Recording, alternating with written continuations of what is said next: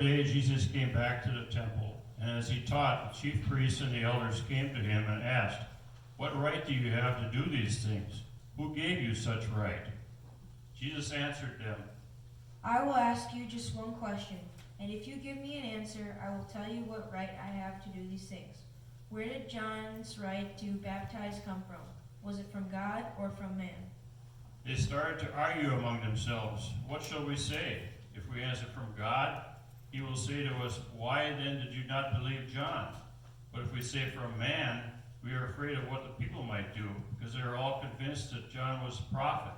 So they answered Jesus, "We do not know." And he said to them, "Neither will I tell you then, by what right I have to do these things." No one was able to give Jesus any answer. And from that day on, no one dared to ask him any more questions. Then Jesus, speaking to the crowds and his disciples, began, "How terrible for you, teachers of the law and Pharisees, you hypocrites! You lock the door to the kingdom of heaven in people's faces, but you yourselves do not go in, nor do you allow in those who are trying to enter."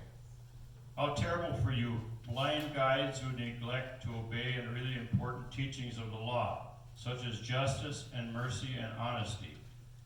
How terrible for you, blind guides! You strain a fly out of your drink, but swallow a camel.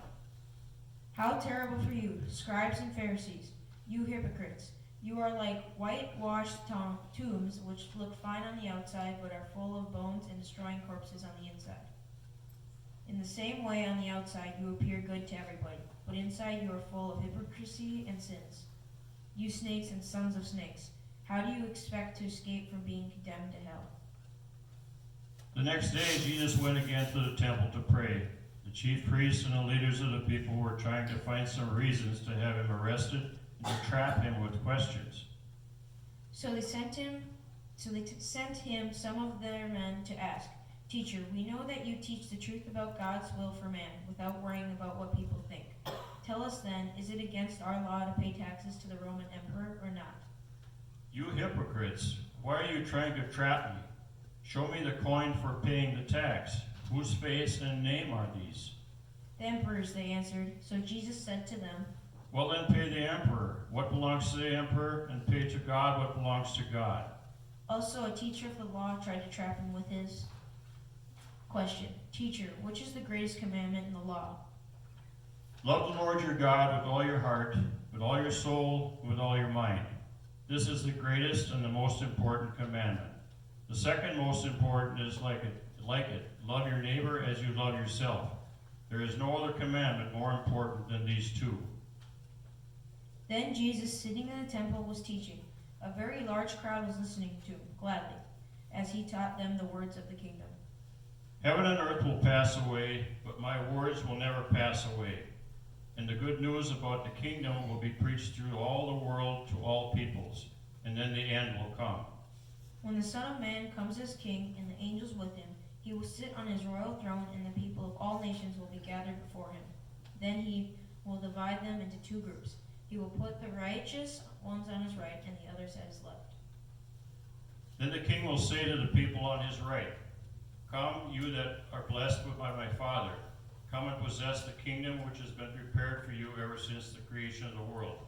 I was hungry and you fed me, thirsty and you gave me drink, naked and you clothed me.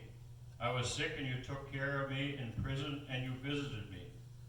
The righteous then will answer him, When, Lord, did we ever see you hungry and feed you, or thirsty and give you a drink, or naked and clothe you? When did we ever see you sick, or in a prison and visit you?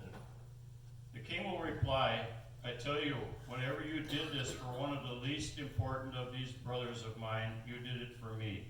When Jesus had finished teaching all these things, he left the temple and said to his disciples, In 2 days, as you know, it will be the Passover festival, and the Son of Man will be handed over to be crucified. Then the chief priests and the elders met together in the palace of Caiaphas, the high priest, to make plans to arrest Jesus secretly and put him to death. They said, What shall we do? Look at all the miracles this man is performing. If we let him go in this way, everyone will believe in him, and the Roman authorities will take action to destroy our temple and our nation. Caiaphas then, who was the high priest at that year, said, "What fools are you? Do not realize that this is better for you to have one man die for the people instead of having the whole nation destroyed?" One of the Pharisees there was Nicodemus, the man who had gone to see Jesus before. He said to the others, "According to our law, we cannot condemn a man before hearing him and finding out what he has done."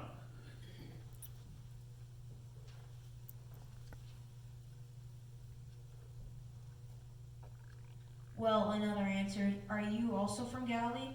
Study the scripture and you will learn that no prophet ever comes from Galilee."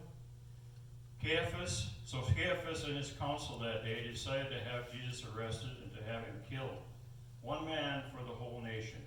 But they all agreed he must not do it during the festival of unleavened bread, or the people will riot. In fact, the Pharisees and the elders were very much afraid of the people because of the miracles they had seen. Then Satan entered into Judas, called Iscariot, who was one of the 12 disciples. So Judas went off and spoke to the chief priests and the officers of the temple guard about how he could betray Jesus to them. "What will you give me if I betray Jesus to you?" They counted out 30 silver coins and gave them to them. And from then on, Judas was looking for a good chance to hand Jesus over to them. Here ends this part of the Passion history.